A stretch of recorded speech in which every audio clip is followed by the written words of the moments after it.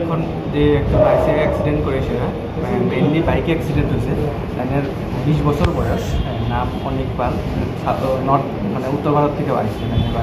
বাড়ির লোক তো কেউ আইসে না, অন্য মানুষও নিয়ে আইসে। তাই মেনলি মাথাতে আঘাত পাইছে, মাথার হাত ভাঙছে। এটার কারণে একটা আর্জেন্সি স্ক্যান দরকার। আশা মনে হইতেছে ব্রেনেও আঘাত লাগছে। তো এই কারণে এখন একটু ডিসওরিয়েন্টেড আছে।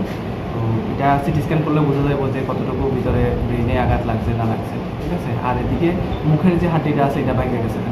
তো এটার কারণে প্রাইমারি এখন যে অ্যাক্টিভ ব্লিডিং আছে, তো ব্লিডিংটা বন্ধ করা হয়েছে। আর বাকি ড্রেসিং করে সেটা জিবিতে রেফার দেওয়া হয়েছে, ঠিক আছে। বাড়ির লোকরাও খবর দেওয়া হয়েছে, বাড়ির লোক ওইখানে নদীর পাড় থেকে বাড়ির লোক জিবিতে যাবে একসঙ্গে। আশঙ্কা কেমন, অবস্থা কেমন এখন অবস্থা ক্রিটিক্যাল আছে। মেনলি ব্রেনে আঘাতের কারণে পুরা ডিসওরিয়েন্টেড। এখন কোনো জ্ঞান ট্যান ঠিক মতো নাই এর, বেশি উল্টাপাল্টা করতেছে।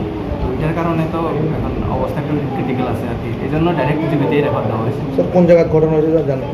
ঘটনাটা কোন জায়গা থেকে জানি না, মানুষে নিয়ে আইছে, কয়েকজন ছেলে আছে এখানে নিয়ে আইছে। বাড়ির লোক কেউ আইতে পারছে না, আর এও ঠিক মতো করতে পারতেছে না। কিসে কিসে সংঘর্ষ হয়েছে এটা শুনছেন? হ্যাঁ, বাইকে আসিল, বাকি কিসের সঙ্গে হয়েছে আর কোনো কিছু জানা নেই। স্যার আপনার নাম স্যার? অভিনব দেবনাথ। বিলেন হাসপাতাল।